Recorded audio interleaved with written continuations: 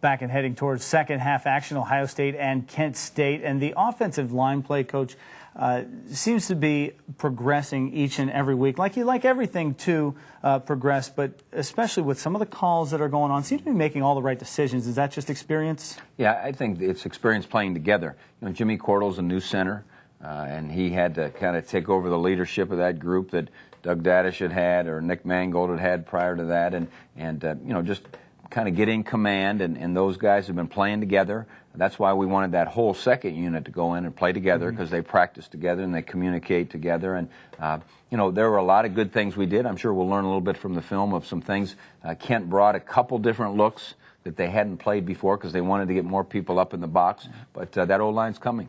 If you challenge the team to quote-unquote pedal downhill, you know, when things are going well, to keep on pedaling like some of the guys talk about, a second half of a game like this when you're up 35-0 might be the microcosm of that. Well, it really is, and different guys got to jump on the bikes. Yeah. You know, and all those second-team guys got to come in and show what they could do, and I think every one of us know that there's no more hills that are downhill anymore. The next hill is a large one we've got to climb with the Spartans. Certainly it is. So we're going to climb aboard here, if we may, for a second half look at these highlights. And you knew that they were going to get the ball to start the second half, so the pressure would be on to make a stop and get the ball back to the O. Good job on coverage. That was one of those coverage sacks, as they say, and there was no one to throw to, and he had to move around, and we forced them to punt and get outstanding field position.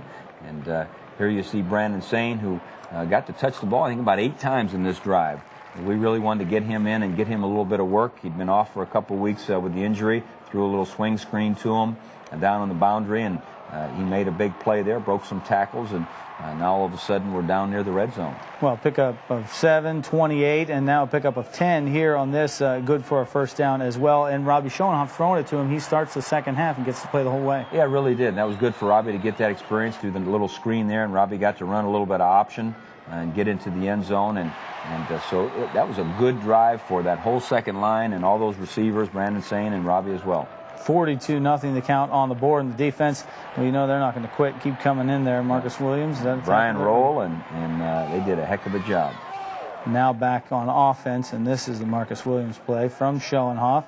Good job dumping it off. That was not the primary receiver. He looked at his primaries. They were covered. He found the check down, and that was a good job. Here he found on the jailbreak screen, as we call it, Devon Torrance made a heck of a play, about a 17-yard gain or so, and we're moving the chains with the second group. Yeah, on a 2nd and 19 play, it just comes up shy, so Ryan Pretorius in, and I mean all phases, that's 49 yards. Yeah, that was good. We had a little breeze behind us, so we thought, what the heck, we'll go for it, and you know, Ryan has stayed very consistent and doing a nice job. And when we got the ball back, we started working on some of our basic run stuff. We didn't mix in a whole bunch of pass. We wanted those guys up front to block some of the base things, and we wanted Brandon to keep running the football, and it was good to see him get a bunch of yards. Well, that he did. 29 on that play, 8 the prior play, and then Ohio State on a 3rd and 4, need 5, and you get it. Marcus Williams. Marcus Williams. He's a tough guy. He's on all of our special teams, and he's that number 4 tailback, and we moved forward, and again, we got held to a field goal, but Ryan Pretorius, consistent. Yeah, true from 32, and that's a 48-0 lead. And again, as you mentioned, some of the names here we're seeing for the first time. And defensively, Jamario O'Neal getting in on the action Tyler there. Moeller, Brian Roll, guys are doing a heck of a job there. And the D is going to keep coming here. Dexter Larimore greets QB in the backfield. Thaddeus Gibson, Rob Rose, a lot of young guys in there.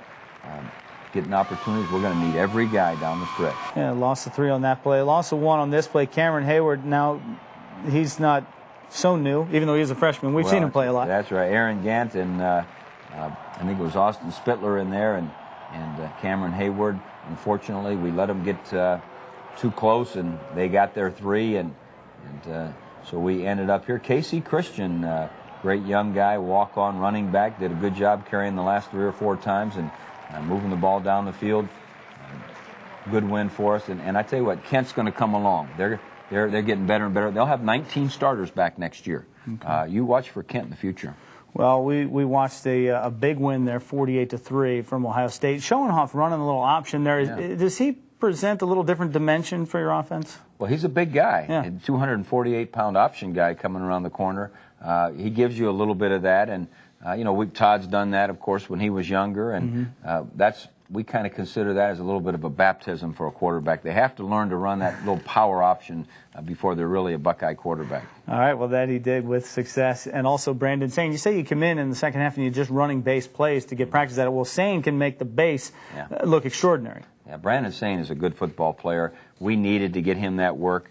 He's going to be a guy that down the stretch in the Big Ten, he's going to make a difference, as he has all year. And we like throwing. He was the leading receiver and the leading rusher. That's a pretty good day. Not a bad day at all. And as you mentioned earlier, moving up the mountain now, it's all uphill. You get back into conference play here and really get a focus for the near future. Well, there's no doubt about it. Homecoming, Michigan State coming in.